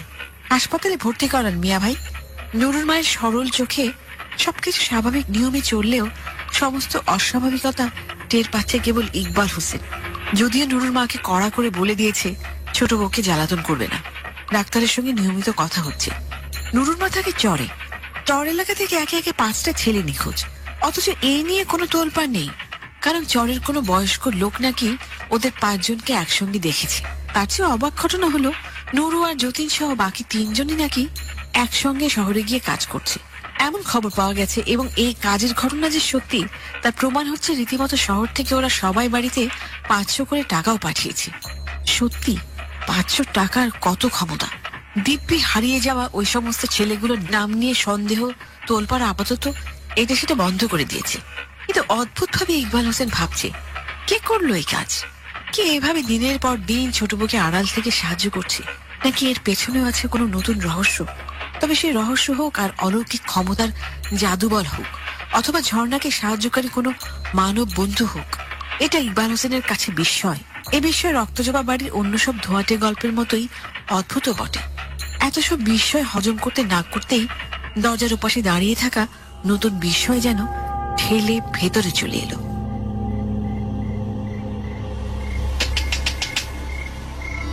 অন্তরা,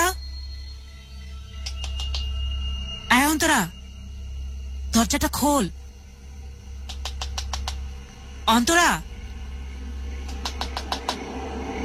অন্তরা, দরজাটা খোল।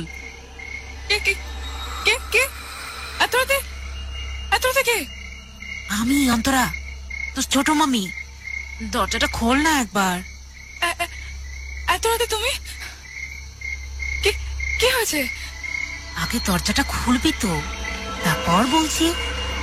তুমি বড় মামাকে ডাকো, আমার খুব জ্বর। আমার শরীরটা খুব খারাপ, এক্ষুনি হাসপাতালে যেতে হবে। ভাইজানকে ডাকলাম, সাড়া দিল না, তাই। রানীকে ডেকেছো? মা তো নড়াচড়া করতে পারে না রে। আর তুই এত কথা বলছিস কেন? তুই তো খুব বলিস, আমার জন্য তুই যথেষ্ট।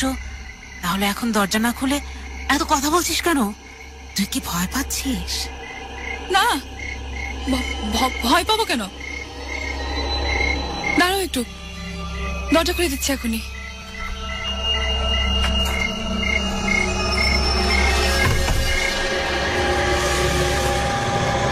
কি তুমি এভাবে তাকিয়ে আছো কেন ছোট মামি? তোমার কি শরীর বেশি খারাপ? আমার সঙ্গে একবার চল, তা না হলে আমার শরীর আরো খারাপ হয়ে যাবে। আমার খুব বিপদ রে।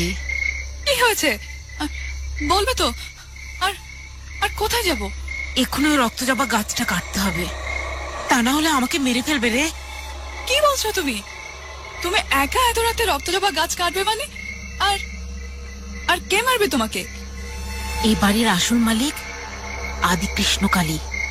কৃষ্ণকালী আমার শরীর ভর করবে। এই বাড়িতে শশীকান্ত বাবুর পর কৃষ্ণকালীর পূজা আর হয়নি, তাই কৃষ্ণকালী আমাকে মেরে ফেলবে। তুই আমাকে বাঁচা না, বাঁচা। তোমার কিচ্ছু হবে না, আমার কথাটা শোনো। অস্থির হও না, সকালে একটা ব্যবস্থা করা যাবে। এখন এত রাতে ওইখানে যাওয়াটা ঠিক হবে না। দিনের আলোয় কিচ্ছু করা সম্ভব নয়, যা করার রাতের অন্ধকারই করতে হবে। তুই চল না। এই দেখ, রক্তজবা গাছ কাটার জন্য আমি দা নিয়ে এসেছি। এই এই এই দাটা দিয়ে তো তুমি, এইটা দিয়ে তো ছোট মামি মানুষ বলি দিয়েছিল। আমি বড় মামাকে ডাকি বরং। ভাইজানকে ডাকা যাবে না, এই কাজ তোকে আর আমাকে করতে হবে। কিন্তু আমার যে ভীষণ ভয় লাগছে। মামাকে ডাকি, মামা মামা না দূরেই দাঁড়িয়ে থাকবে। অন্তরা, তুই অযথা ভয় পাচ্ছিস, কিচ্ছু হবে না। চল তো, তুই শুধু গাছটা দড়ি দিয়ে পেতে টেনে ধরবি আর আমি গাছটা কাটবো। হাতটা ছাড়ো, যাচ্ছি। আমি যাব না, আমাকে যেতে বলো না।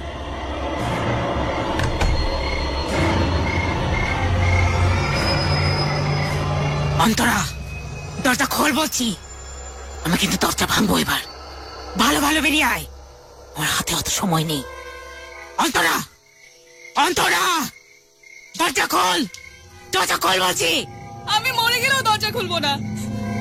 বড় মামা, মেজো মামা, নানি। কেউ আসবে না, সবাইকে আমি ঘুমের রাজ্যে পাঠিয়েছি। আমি যাব না, আমাকে ছেড়ে দাও। তোমার পায়ে পড়ি, আমাকে ছেড়ে দাও। বড় মামা, বাঁচাও, বাঁচাও, বাঁচাও। আমাকে ওখানে কেন নিয়ে যাচ্ছ? জানো তো আমি ভীষণ ভয় পাই। ছেড়ে দাও না মামি, গাছটা সকালে কেটো, ছেড়ে দাও না। এক্ষুনি ছেড়ে দেবো, শুধু তোর মাথা থেকে এক কোটি রক্ত চাইছে কৃষ্ণকালী। বড় মামা বাঁচাও।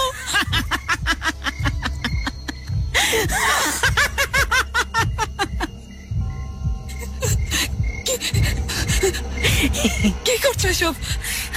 জবা ফুলে মালা দিচ্ছ কেন? আমাকে ছেড়ে দাও না। তুই এখান থেকে কোথাও যেতে পারবি না। যেখানেই চাস তোর রক্ত আমি নেবই। আমি তোমার পেটের বাচ্চাটার কথা একবার ভাবো। ওর কথা ভেবে না হয় আমাকে এবারের মতো ক্ষমা করে দাও। ছেড়ে দাও। আমাকে মেরে তোমার কি লাভ বলো? আমার ইচ্ছে এ বাড়িতে কিচ্ছু হচ্ছে না। কৃষ্ণকালী তোর রক্ত চাইছে, আর এই নিয়ম আমাকে পালন করতেই হবে। বাকি সবার মতো কোনো ভুল আমি করব না। কি কি করছো? কি কাপড় করছো কেন? গায়ে পানি ঢালছো কেন তুমি? কি করছো তুমি?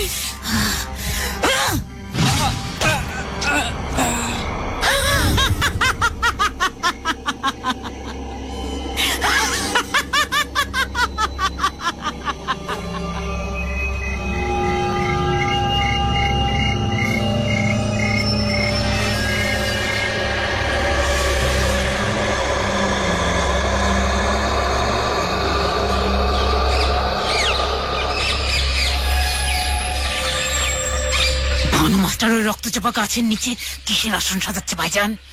এ বাড়িতে যে কৃষ্ণকালী আসন পেতে বসে আছে তাকে চিরতরে উচ্ছেদ করার আসন। আপনাকে আর কতবার বলবো আমার কাজে বাধা দেবেন না। আজ রাতটাই শেষ রাত। আজই 7টা বলে সম্পন্ন করব। তারপর আর কোনো ঝামেলায় বাড়িতে হবে না। আপনি কালই ওই রক্তচাপা গাছটা কেটে দিয়েন। গত রাতে আমার ঘরের দরজা তুমি বাইরে থেকে আটকে দিয়েছিলে, তাই না? আর আমার পানির জগে কি মিশিয়েছিলে বলো তো? তুমি শেষ পর্যন্ত অন্তরাকেও ছাড়লে না। ওর তো কেউ নেই আমরা ছাড়া। ওকে মারতে তোমার একটুও কষ্ট হলো না। আর কষ্ট হবে কি? তুমি তো এখন রক্তকে খুব পিশাচে পরিণত হয়েছ। আমি ইচ্ছে করে অন্তরাকে মারিনি। কৃষ্ণকালী অন্তরা রক্ত চাইছিল। আর আমি তো বলেছি সমস্ত নিয়ম কানুন আমি সঠিকভাবে পালন করব, কোনো ভুল করব না। আমারই ভুল হয়েছে। ওইসব কৃষ্ণকালীটারই কিচ্ছু না। তোমার মধ্যে ওই কৃষ্ণকালীর খারাপ রূপ ভর করেছে, আর তুমি হিতাহিত জ্ঞান হারিয়ে ফেলেছো। আমার আরো আগে ভানু মাস্টারকে ডাকা উচিত ছিল। আমার মধ্যে খারাপ কৃষ্ণকালী ভর করেছে? এই কথা কে বলেছে? আপনার ওই জ্ঞানী কৃষ্ণকালী পূজা করা ভানু মাস্টার? হ্যাঁ, আর ওই তোমাকে কৃষ্ণকালীর খারাপ রূপ থেকে মুক্ত করবে। আফসোস, আমি অন্তরাকে শেষ পর্যন্ত বাঁচাতে পারলাম না। আমি স্বপ্নেও ভাবিনি তুমি অন্তরাকে এভাবে শেষ করে ফেলবে। ছি ছি, আমাকে আমি কোনোদিনও ক্ষমা করতে পারবো না। আমি জানতাম অন্তরাকে বলি দেওয়ার কথা বললে আপনি রাজি হবেন না, বরং কাজটা কঠিন হয়ে যাবে। তাই আপনার আর মেজো ভাইয়ের পানির জগে হালকা ঘুমের ওষুধ দিয়েছিলাম। তারপর বাইরে থেকে তালা, ব্যাস। ছি, তুমি কি মানুষ? আজকের পর তোমাকে এবার আমি বন্দি করব, তারপর সবটা পুলিশের কাছে জানাবো। আগে দেখুন ভানু মাস্টারের কি হয়, তারপর না হয় গুটি সাজাবেন। এতদিন যখন কিছু করতে পারেননি, আজও পারবেন না। আমি জানি ভানু মাস্টার একটা না একটা উপায় বের করবেই। তা না হলে তুমি এত ভয় পাচ্ছ কেন? আমি আমার জন্য ভয় পাচ্ছি না, ভয় পাচ্ছি আপনাদের জন্য। আর ভানু মাস্টারের কি পরিণতি হবে তাই ভেবে। এর আগেও তো ভানু মাস্টার কালীর ঘটি পুঁতে রেখেছিল। কি হলো তাতে? আপনি কিন্তু এবার লোক জানাজানি করাতে চাইছেন। এটা কি ভালো হবে? তোমার পরিণতি ভাবো। শুধু লোক জানাজানি নয়, এবার পুলিশও জানবে সবটা। নুরুর মাকে কোথায় পাঠিয়েছেন? সবই জানতে পারবে। ধৈর্য ধরো। এ বাড়ির বাইরে তুমি আর যেতে পারবে না। আমি মূল দরজা বন্ধ করে দিয়েছি। ভানু মাস্টার সব পাকাপোক্ত ভাবে ব্যবস্থা করে তবে আসন পেতেছে। ভানু মাস্টার আমার কিছুই করতে পারবে না। এই বাড়ি ছেড়ে আমি কোথাও যাব না বলেই এতকাল অভুক্ত অবস্থায়ও আমি এখানেই আছি।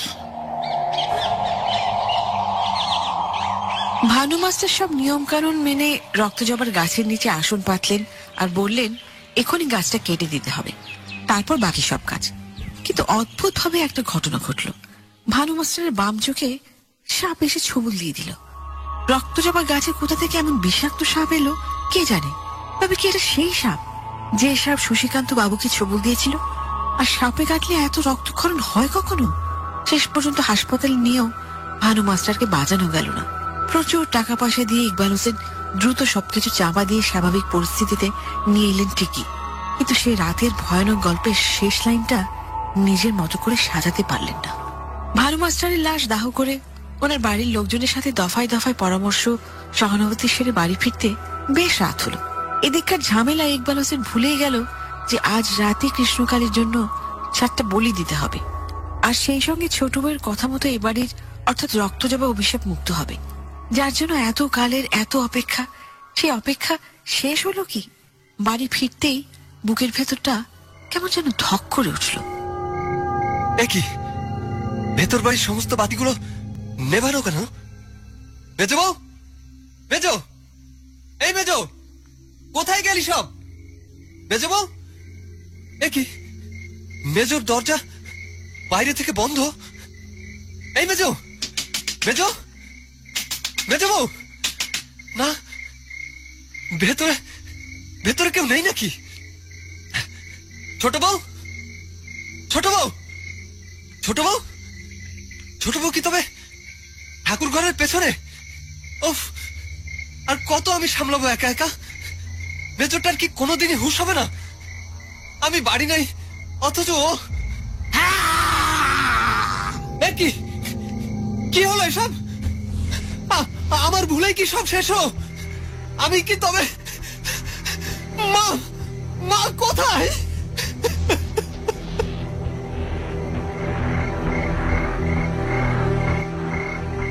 সে রাতে রক্তজবা বাড়ির সকলকে মরতে হলো।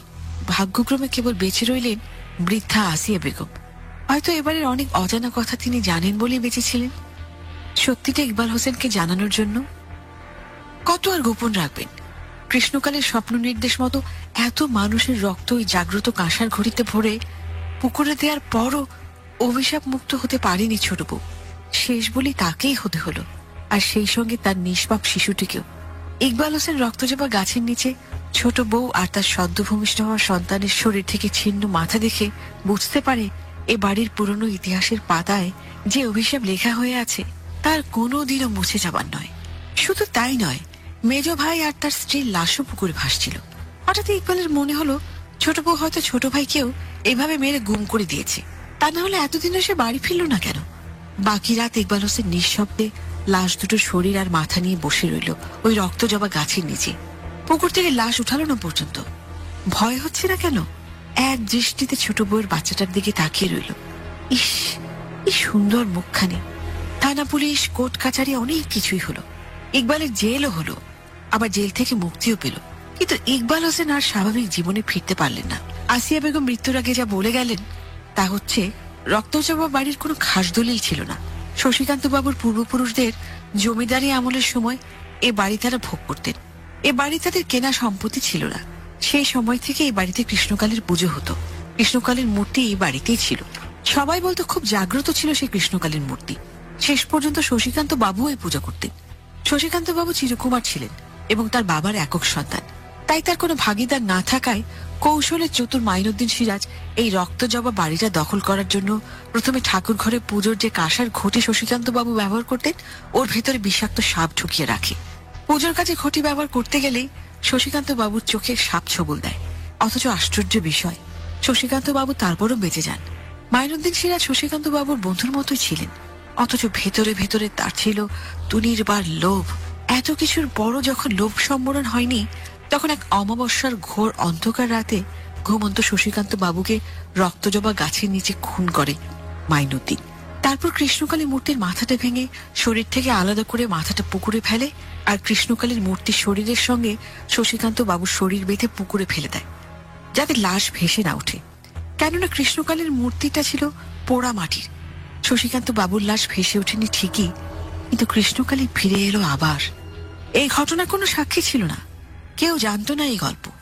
ছেলে মেয়ে নিয়ে সপরিবারে এই বাড়িতে ওঠার পর নানান ভয়ানক স্বপ্ন দেখতে লাগলেন মাইনুদ্দিন সিরাজের স্ত্রী আসিয়া বেগম। সেসব স্বপ্নের সবটা জুড়েই থাকতো এই রক্তজবা গাছ আর ঠাকুর ঘরের মাথা ভাঙা কৃষ্ণকালীর মূর্তি। একসময় অভুক্ত কৃষ্ণকালী আসিয়া বেগমের কাছে ভোগ চাইতে লাগলো।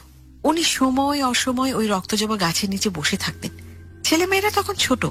বিরক্ত হয়ে চতুর মাইনুদ্দিন বহু বছরের পুরনো রক্তজবা গাছটা কেটে ফেললেন, কেটে শেকড় সহ উপড়ে ফেললেন। তারপর ঘটল অন্য ঘটনা।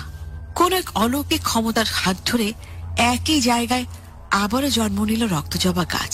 তবে এবার আর গাছটা কাটতে পারলেন না, বরং যতদিন বেঁচে ছিলেন রক্ত জবার মালা গলায় পরে ওই গাছের নিচেই বসে থাকতেন। ওনার পাপের শাস্তি উনি পেয়েছেন। কোন একদিন সকালে মঈনুদ্দিন সিরাজের মাথা আর শরীর আলাদা হয়ে পড়েছিল রক্ত জবা গাছের নিচে। সেই থেকে শুরু এ বাড়ির অভিশাপ। অনেক কাঠখড় পুড়িয়েও অভিশপ্ত রক্ত জবার অভিশাপ থেকে এরা কেউ মুক্ত হতে পারেনি। মাইনুদ্দিনের 3 ছেলের কোনো সন্তানে শেষ পর্যন্ত বাঁচেনি। কৃষ্ণকালীর অভিশাপে সত্যি মাইনুদ্দিনের বংশ নির্বংশ হলো। তারপর অনেক অনেক বছর পরের কথা।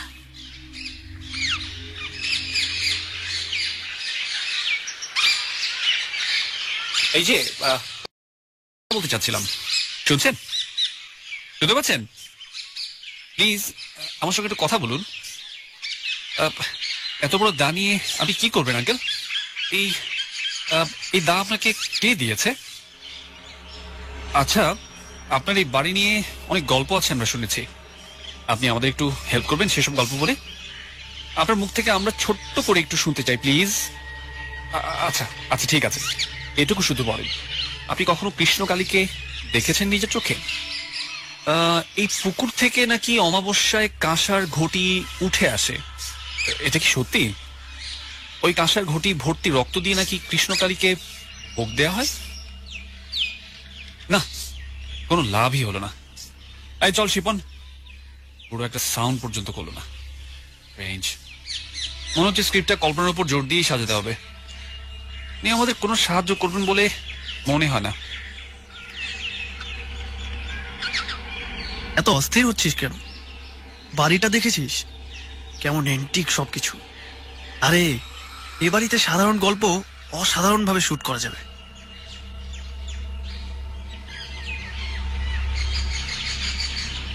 রক্তজবা বাড়ি দেখতে ইদানিং অনেক লোকজন আসে। সময়ের ধুলো পড়ে এ বাড়ি এখন কৃষ্ণকালীর রক্তজবা বলে পরিচিত। শহর থেকে আধুনিক লোকজন সব ক্যামেরা কাঁধে নিয়ে বিভিন্ন অ্যাঙ্গেল থেকে এ বাড়ির ছবি তুলে নিয়ে যায়। সাংবাদিকরাও আসেন। অনেকে চেষ্টা করে কেবল ইকবাল হোসেনের সাথে কথা বলার, অথচ অদ্ভুত এই লোকটি কারো সঙ্গে চোখ পর্যন্ত মেলায় না। কথা বলা তো দূরে থাক, গলায় হাঁটু সমান লম্বা একটা টকটকে লাল রক্তজবার মালা পরে আপন মনে ধারালো একটা দা সব সময় ধার দিয়ে থাকেন। দায়ের গা কখনো কখনো সূর্যের আলোয় চিকচিক করে আলো ফেলে ইকবাল হোসেনের বয়স্ক চোখে মুখে। আর সে চোখে মুখে বয়সের অসংখ্য ভাঁজের সঙ্গে ধরা পড়ে রাজ্যের বিস্ময়, কৌতূহল আর ভয় মিশ্রিত ভয়ঙ্কর কোনো গল্পের চিত্র, যে চিত্র হয়তো সে দেখেছে অনেক কাল আগে অথবা গত রাতের অন্ধকার অমাবস্যায়। সেসব বিস্ময় আর কৌতূহল অথবা লোকমুখে শোনা অলৌকিক গল্পগুলো নিয়ে আজকাল আধুনিক কজন চিত্রনাট্যকার সিনেমা নাম দিয়ে বাক্সবন্দি করতে চায়। এবারে রক্তজবার লাল অভিশাপ কিংবা কৃষ্ণকালীর প্রাচীন আক্ষেপ। কিন্তু শেষ পর্যন্ত সম্ভব হবে কি অভিশপ্ত রক্তজবার গায়ে লাল রং কোনো আধুনিক ক্যামেরায় বন্দি করা, নাকি ঘটে যাওয়া প্রাচীন ইতিহাসের মতো আবারও রক্তজবার লাল রং রূপান্তরিত হবে ঘোর কৃষ্ণকালোর নিকষ অমাবস্যার গহ্বরে, যে গহ্বর শুষে নিয়েছে মানুষের দেখা না দেখা লোভের সমস্ত লৌকিকতা। আর তাই রক্তজবার অভিশাপ নাম পেয়েছে অলৌকিকতার।